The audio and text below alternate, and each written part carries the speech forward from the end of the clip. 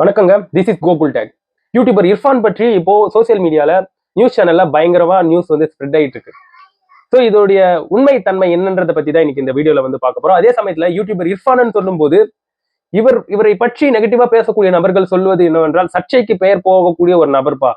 இவர் செய்யக்கூடிய இந்த பப்ளிசிட்டியால அவரு பப்ளிசிட்டி ஆகிறாரோ இல்லையோ பயங்கரமா சர்ச்சை ஆகிட்டு இருக்காரு. எக்ஸாம்பிளுக்கு பாப்பாவுடைய அந்த பாலினத்தை வெளியே சொன்னதா இருக்கட்டும், அதுக்கப்புறம் ஹாஸ்பிட்டல்ல பிரசவத்தின் பொழுது பாப்பாவுடைய அந்த நஞ்சு கொடியை அவரு சிசர் எடுத்து கட் பண்ணி இருக்கக்கூடிய விஷயங்களா இருக்கட்டும். அதுக்கப்புறம் இஸ்லாமியர்கள் சம்பந்தப்பட்ட ஒரு பண்டிகை வந்தது. அந்த பண்டிகைக்கு இல்லாத ஏழைகளுக்கு கார்ல போயிட்டு சில உணவு பொட்டலங்களை ட்ரெஸ்ல கொடுக்கும்போது அங்க ஒரு மாதிரியா பேசி இருக்கக்கூடிய விதங்களா இருக்கட்டும். அது மட்டும் இல்லாம இப்ப ரீசெண்டா ஒரு பிரியாணி சம்பந்தப்பட்டு சில கான்ட்ரோவர்சி அப்படின்ட்டு ஏகப்பட்ட சர்ச்சைகளுக்கு பெயர் போனவர் அப்படின்ட்டு பேசப்பட்டு வந்துகிட்டு இருக்கு சோசியல் மீடியால. சோ இது வந்து இவர் எந்த மோட்டிவ்ல பண்றாருன்றது நம்மளுக்கு தெரியலங்க. பட் எண்ட் ஆஃப் த டேல அதோடைய ரிசல்ட் என்னவா போய் முடியுதுன்னா சர்ச்சையில தான் போய் முடியுது. இதுல ஒரு சில சர்ச்சைகள் உண்மையாவே அவர் செஞ்சது தப்புன்றதுதான் பொருட்படுத்தும். ஸோ எக்ஸாம்பிளுக்கு கரெக்டா 2024 அவரு என்ன பண்ணியிருக்காருன்னா அவங்க ஒய்ஃப் வந்து பிரெக்னெண்டா இருக்காங்க. ஸோ அப்படி கன்சீவா இருக்கக்கூடிய ஒய்ஃபை துபாய்க்கு கூப்பிட்டு போயிட்டு அந்த இடத்துல அவங்களுடைய வயிற்றுல இருக்கக்கூடிய கருவின் பாலினம் என்னன்றதை வச்சு பார்த்துருக்காங்க. பார்த்தது மட்டும் இல்லாம நம்மளுடைய நாட்டுக்கு வந்துட்டு ஐ மீன் இந்தியா திரும்பிய பிறகு அவங்களுடைய வீட்டுக்கு வந்த பிறகு அது சம்பந்தப்பட்ட ஒரு விளாக் பண்ணியிருந்தார். அந்த விளாக்ல அவர் வந்து லிட்டரலி அதை பற்றி சொல்லியிருந்தாருங்க. பாப்பாவுடைய பாலினம் என்னன்றதை பத்தி வந்து பேசியிருந்தார். இது அப்போ பயங்கர சர்ச்சையாக எழுந்தது. அவர் மேல வந்து வழக்கு பதிவு செய்யக்கூடிய அளவுக்கு வந்து போயிடுச்சு. ஸோ அப்போ இர்ஃபான் அவர்கள் வந்து ஆளும் தரப்புக்கு மிக நெருங்கியவர். ஸோ அதனால இவர் மேல வந்து பெருசா ஏதோ ஆக்ஷன்ஸ் வந்து எடுக்கல. ஆனா வழக்கு என்பது பதிவு செய்யப்பட்டது.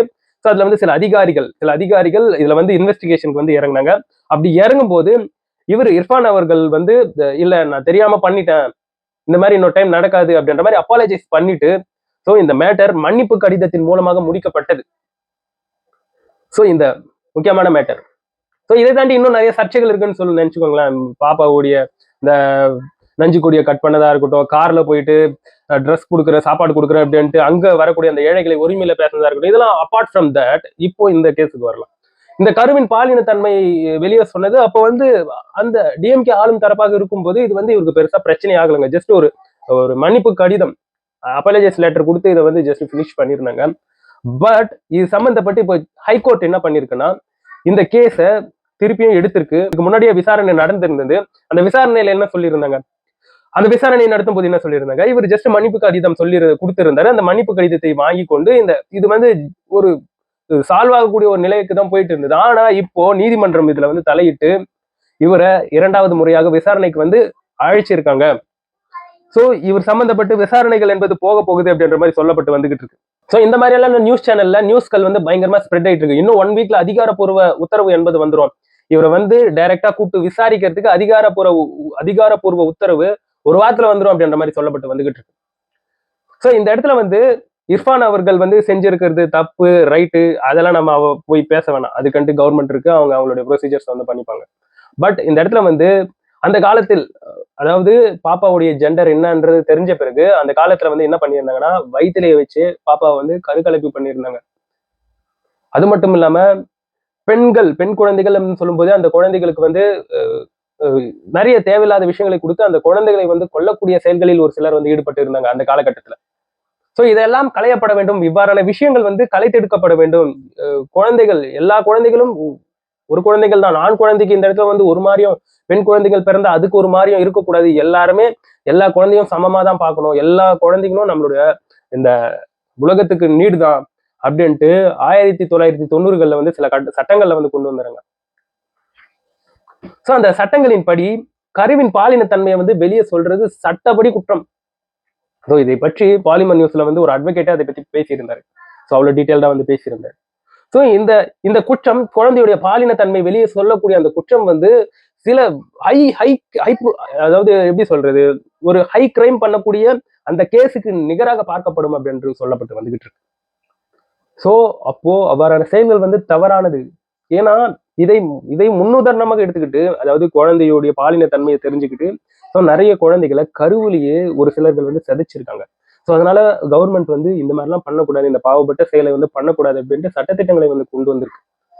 சோ அவர் வந்து அவருக்கு இந்த விஷயங்கள் வந்து தெரிஞ்சிருக்குமோ தெரிஞ்சிருக்காதோ, I don't know that full வன்மத்தையும் அவர் மேல வந்து கக்கணும்ட்டு கிடையாது. அவருக்கு இது தெரிஞ்சிருக்கலாம், தெரியாம இருக்கலாம்.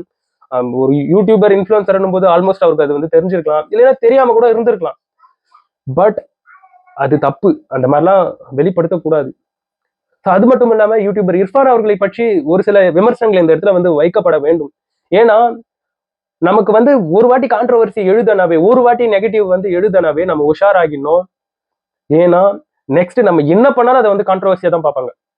அந்த மாதிரியான நிலையில இர்ஃபான் அவர்கள் வந்து தொடர்ந்து கான்ட்ரோவர்சியில வந்து சிக்கியிருந்தார். ஸோ ரீசன்ட் சம்பவம் வரைக்கும் வந்து அந்த கான்ட்ரோவர்சி அவர் வந்து விடலைங்க. ஸோ அதனால எப்பயுமே சொல்றேன், ஒரு நெகட்டிவ் ப்ரொஜெக்ஷன் கண்டிப்பா நிறைய நெகட்டிவ்னஸ் தான் கொண்டு வந்து சேர்க்கும். ஸோ நம்ம பாசிட்டிவா நிறைய ப்ரொஜெக்ஷன் பண்ணிட்டோம், நம்ம என்ன பண்ணாலும் அது பாசிட்டிவ் தான். ஸோ அதுதான் இந்த இடத்துல வந்து சொல்ல வரேன். ஸோ நம்ம நாட்டுக்குன்ட்டு நிறைய சட்டத்திட்டங்கள் இருக்கு, நிறைய விஷயங்கள் இருக்கு. ஸோ அதன் பின்னாடி இவ்வளோ ஹிஸ்டாரிக்கலா நிறைய விஷயங்கள், கிரைம்ஸ் நடந்திருக்கு, இவ்வளவு பிரச்சனைகள் நடந்திருக்கு. அதுக்கு தான் கவர்மெண்ட் இது போன்ற சட்டங்களை வந்து கொண்டு வந்திருக்காங்க. அது எல்லாத்தையும் இன்ஃப்ளூயன்சர் நம்ம வந்து மதிக்கணும். அதுல வந்து மாற்றுக்கருத்தே கிடையாது. ஜஸ்ட் வியூஸ்க்காகவும், லைக்ஸ்க்காகவும், ஃபாலோவர்ஸ்க்காகவும் வாய்க்கு வந்து பேசுறது, கேமராவுக்கு கண்டதை அப்படியே வீடியோ எடுக்கிறது அப்படின்ட்டு இஷ்டத்துக்கு ஏதாச்சும் பண்ணோம்னா கண்டிப்பா மாட்டிக்கின்னு முழிப்போன்றதுல வந்து இர்ஃபான் அவர்கள் ஒரு எடுத்துக்காட்டு. சோ எந்த கவர்மெண்டா இருந்தாலும் எண்ட் ஆஃப் த டேல சட்டம் தன் கடமையை செய்யும் அப்படின்னு தான் போவாங்க. ஏன்னா இப்ப இருக்கக்கூடிய காலகட்டம் என்பது சோசியல் மீடியா எறால வாழ்ந்துகிட்டு இருக்கோம். சொந்த கட்சிக்காரனா இருந்தானா, எந்த கட்சிக்காரனா இருந்தானா, தப்புனா தப்பு செஞ்சிருக்கான், தண்டனை கூடியா அப்படின்ட்டு நிறைய பேர் பேச ஆரம்பிச்சிட்டாங்க. So they can't escape.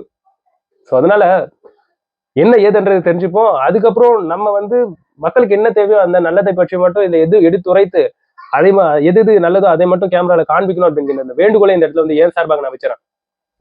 So end of the டேல இர்ஃபான் அவர்களுக்கு வந்து உண்மையா சொல்றேன், அவருக்கு அந்த நாலேஜ் இருந்திருக்கலாம். இந்த மாதிரி இந்தியாவில் இந்த மாதிரி ஒரு சட்டம் இருக்கு, நம்ம வெளிநாட்டுல இருந்து பார்த்துட்டு இங்க வந்து அதை வந்து வெளில சொன்னா கூட அது பிரச்சனை தான் அப்படின்றது அவருக்கு தெரிஞ்சிருக்குமோ தெரிஞ்சிருக்காதோ அது நம்மளுக்கு தெரியல.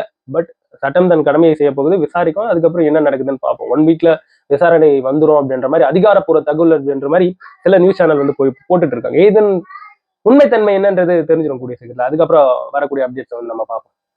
எனிவே நண்பர்களே, கான்ட்ரோவர்சி வேணாம், நெகட்டிவ் வேணாம், முடிஞ்ச அளவுக்கு பாசிட்டிவா இருக்கும். அதுதான் லாஸ்டா நான் சொல்லக்கூடிய விஷயம் என் சார்பாக இன்ஃப்ளூயன்சர்ஸ்க்கு.